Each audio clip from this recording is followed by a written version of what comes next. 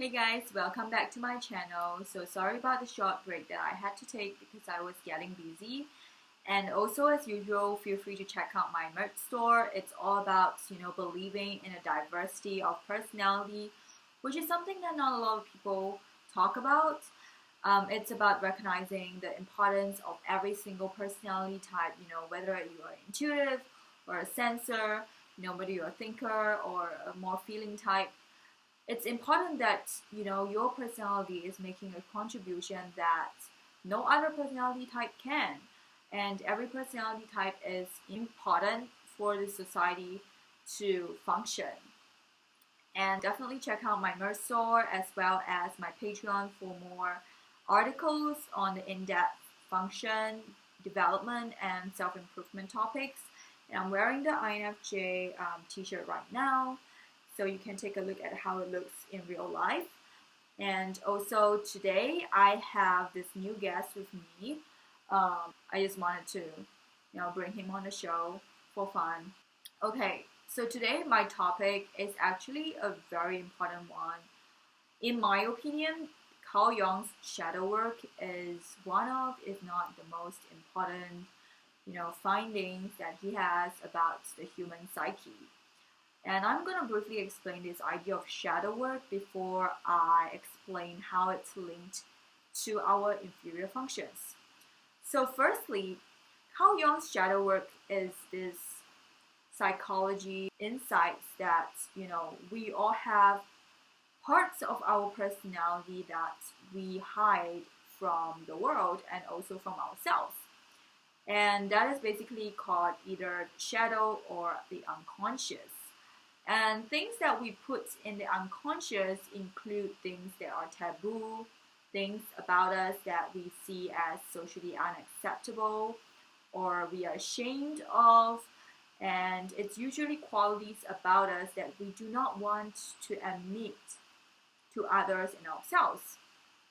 And what tends to happen with these qualities is that because we are so unable to confront this, we tend to project these qualities onto other people.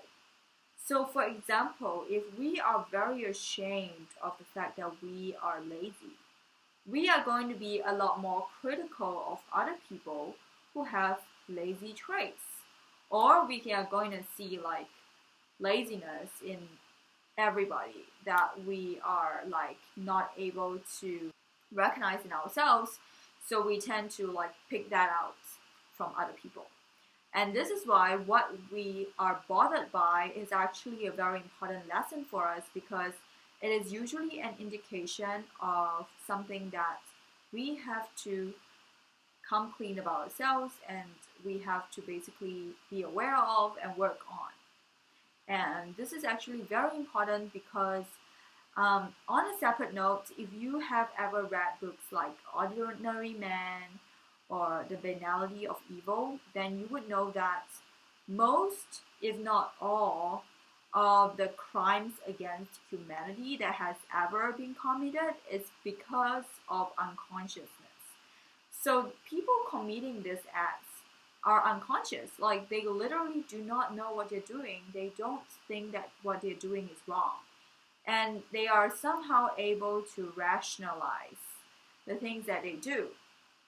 And this is what is so dangerous about us not being able to confront our shadow or the darker side of our personality, is that we are then unable to improve upon ourselves and we are unable to actually become a better person, because whenever something about us that we don't like arise, we're just going to rationalize it, and if we do something that is very rude and very destructive, then we are also able to rationalize it either by projecting onto other people the same quality, or we are able to kind of explain it away, like, oh, there is a purpose in us doing this.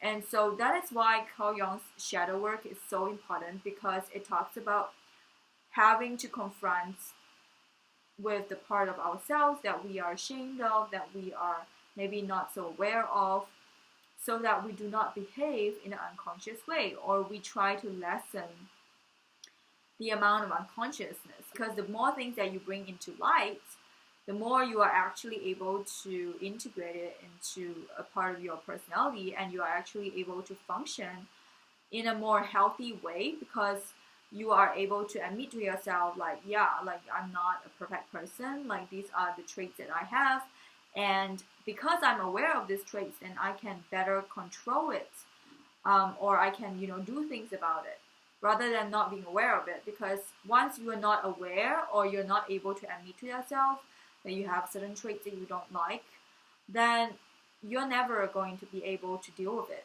You're just going to project it on other people, or unleash the traits and somehow find an explanation on why it is actually a positive thing somehow. So how does this relate to inferior functions?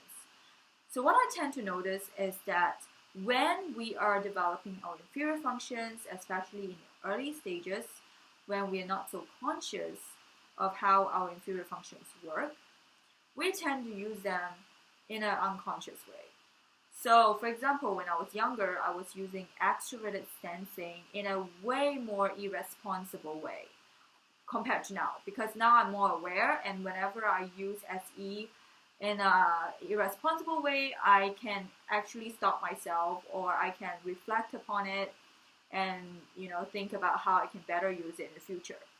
But when you're not aware that you are using your inferior functions, it usually comes in a very overdrive mode, and it comes when you are stressed or upset. And because people who are not aware of their unconscious or their inferior functions tend to repress their inferior functions, because a lot of people do not really admit to themselves that they use their inferior functions, because it is seen as something that is not really congruent with their dominant personality. So for example, an ESTJ can repress their feeling side because they're usually seen as very hyperlogical people. And in reverse, INFPs can repress their thinking side because they are often seen as very feeling people, emotional people. And so very often we latch on to our identities, and we feel ashamed of the part of ourselves that is in the shadow side, or that is maybe not as dominant in our personality. We don't want other people to see us in a different way, and so we repress our weaker functions. But the problem with repression and with not accepting that part of ourselves is that we often we still use these functions as they are a part of us. You cannot throw away your inferior functions. They're still there no matter what. But we use them in worse ways. We use them in very irresponsible and destructive ways, because we are not able to be conscious of the way that we are using these functions. We are not able to reflect on, whether that is the most productive usage, or whether that is the best way to express them. So one example, aside from the SE example, is the use of extroverted thinking in NFP types. So NFPs with more conscious usage of TE, they are able to be a lot more productive. They are able to be a lot more conscientious, a lot more strategic, goal-oriented. So it's actually a pretty good thing for them to develop. But even NFP is not entirely aware of how TE works, and it's not really, very well adjusted when it comes to this function. Maybe they don't really know a lot of TE types in real life, or they just are not familiar with the function. They tend to use it in a less responsible way. So what I mean by that is TE is obviously able to be used in a positive way and also a negative way. And what I tend to notice is that when NFPs are not conscious of the way they use TE, they can actually have moments where they're using TE in a very, I would say, extreme way, only focusing on the negative aspects of TE. So for example, being overly critical, or not being able to look at different opinions, not being able to listen to a different way of thinking.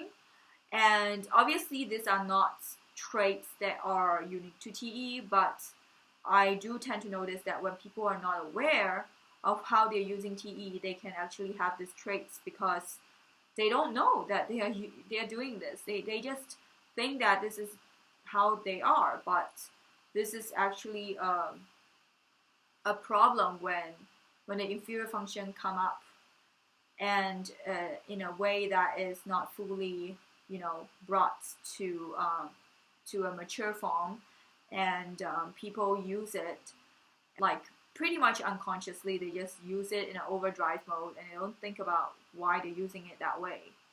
And obviously extroverted sensing can also be used in that way.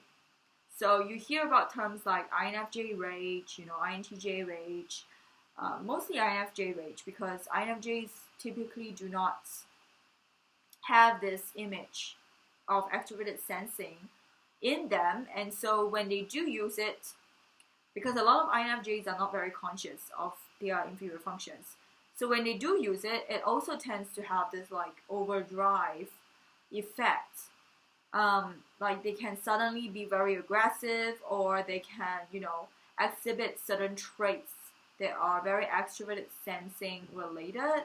I actually hear of examples of some INFJs being like addicted to alcohol, which obviously is not me. I mean, it's not like all INFJs, but there are instances of INFJs doing that because, again, it's because they're not as conscious of their inferior function, and so when they do use it unconsciously, it becomes a very addictive process. It becomes something that is, self-destructive. There is no control over it, because you're not aware, so you can't really, do much about it. You just let it have free reins. And free reins is very dangerous because when we are not aware of how we are using our functions or how we are behaving, when we allow it to just run wild, it can go very far. And if you are, a very avid reader of history especially, you would know exactly how far this can go when you give our shadow side the free rein. Things do not go well. And with other inferior functions, similar bad things can happen. So for example, if you are a sensor and you have intuitive function as your inferior function, extroverted intuition as an inferior function typically results in this like random paranoia. So imagination of these really bad scenarios, this like doomsday scenarios, and not being able to, because it's so uncontrolled. A lot of this like STJs and also SFJs, when they first use NE, it's almost like they are living in a different world, like because they're so used to the sensing world, and suddenly their intuitive function come up out of nowhere, and they don't know what to do about it. They don't really know how to handle it. And if it is still unconscious, they can make a lot of like rash decisions. They can also have their imagination run wild, and it can actually make them believe in really bad things about other people that may not be true, because of the imagination thing, just going wild without them really thinking about, is this actually a match with reality. And I also noticed that with, for example, if people have introverted sensing as the inferior function, they can definitely become very nitpicky and suddenly very, very detail oriented, but not in a good way, not in a way that is actually going to bring about something that is useful. For example, it's more on, tunnel vision and not being able to snap out of it when, things are not necessarily progressing in the right direction. And so that is why I think applying shadow work is so important, because the more you are able to self-reflect, the more it is better for you and also for the people around you to benefit from your maturity and the way that your personality is integrated.